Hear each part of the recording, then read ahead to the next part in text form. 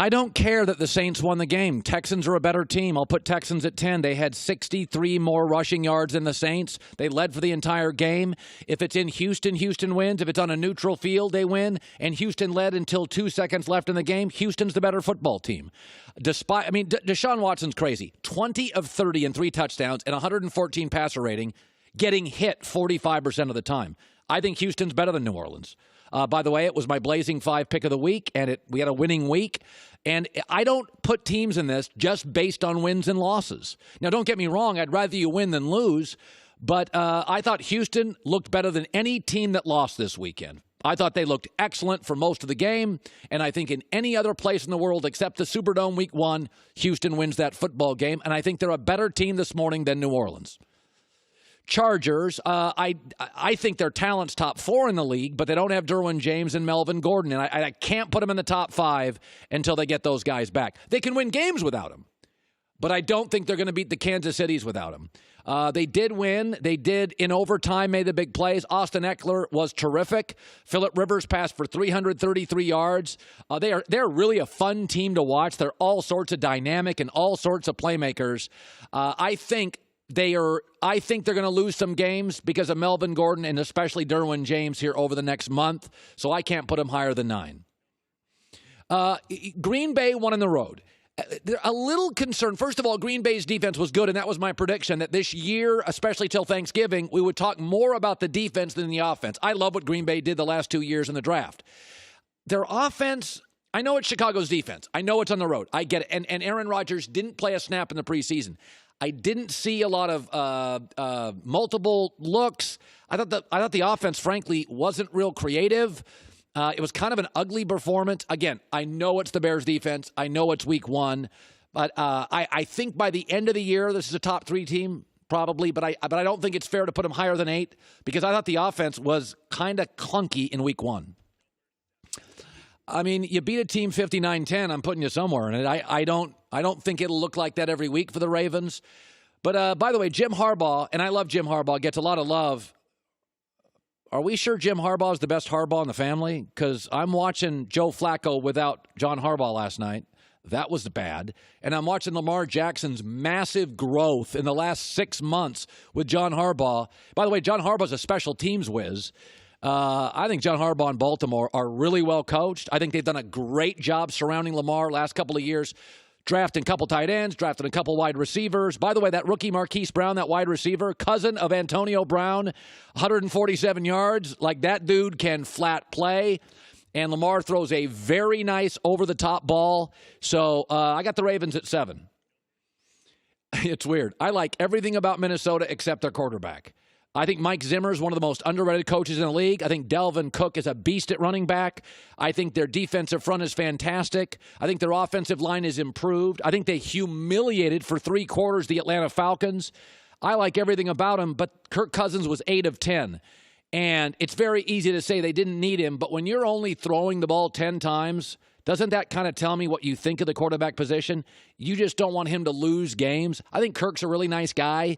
I like everything about Minnesota, but I just think they're so limited at the most important position in football. By the way, Cook had 111 yards, a couple of rushing touchdowns. I think they're going to try to establish themselves as a run football team first, despite having great receivers.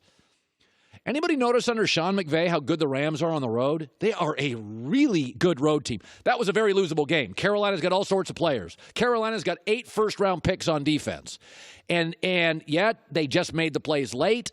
It was an early start time, 10 a.m. Pacific for a West Coast team. Todd Gurley was very good late in the game. And they didn't play particularly well. Aaron Donald didn't have a big day. Gurley didn't do anything until late. Robert Woods was quiet early. This was not a world-class performance by the Rams. But, man, under Sean McVay, they do a tremendous job situationally on the road. They're not affected by the road crowd. They rushed for 166 yards, so they took the ball out of Jared Goff's hands. I have the Rams at 5. I think the Giants' defense is pitiful, so I'm going to only put the Cowboys at 4. Listen, it's still probably the best offensive line in the league, and I don't think we all noticed when they signed Randall Cobb. Like, that made the transaction wire, and then you watch the game and you're like, Oh, hell, they've got Randall Cobb, too. They got a lot of weapons here. This is a lot of weapons. I mean, Zeke only had 53 yards, so this wasn't the Zeke show. This was the Dak show. And I've been saying this all offseason. I know you think it's Zeke's team. I think it's Dak's team. And I think Dak's getting better. But, you know, Witten's back in the red zone. Randall Cobb, Amari Cooper, Michael Gallup.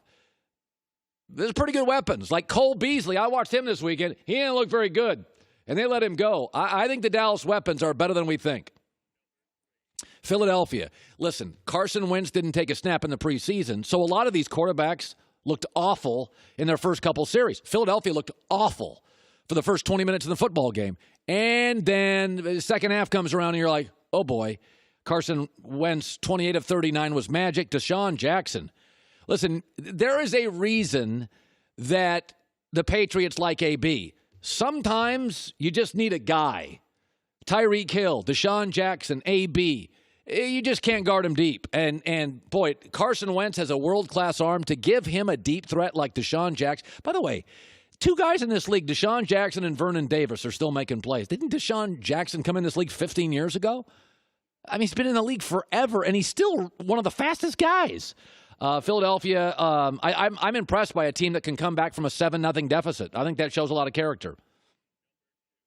Kansas City, I don't buy in the step back. I mean, come on. They scored on their first 7 possessions. You know how hard that is in the NFL?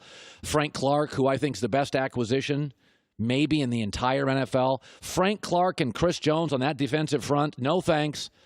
No, that's why they let Dee Ford go. That's why they let, Justin Houston go. That defensive front is just... Now, Tyreek Hill is out because he's injured. That's not great. I think they'll be fine. Travis Kelce, unguardable. I think Kansas City's really good. I don't want any part of them. I think in that division, it's going to be very... Listen, in a weird way, Tyreek Hill, put him down for 6-7 weeks and come back and pop after Thanksgiving. I mean, what are you going to say? I mean, New England's got the best secondary in the league, the best coach in the league, the best quarterback in the league, the best running back depth in the league. I mean, they're just situationally. When's the last time they gave up like a bad touchdown? Like you're like, oh, that was a blown coverage. I mean, they just don't do it. They don't get penalized.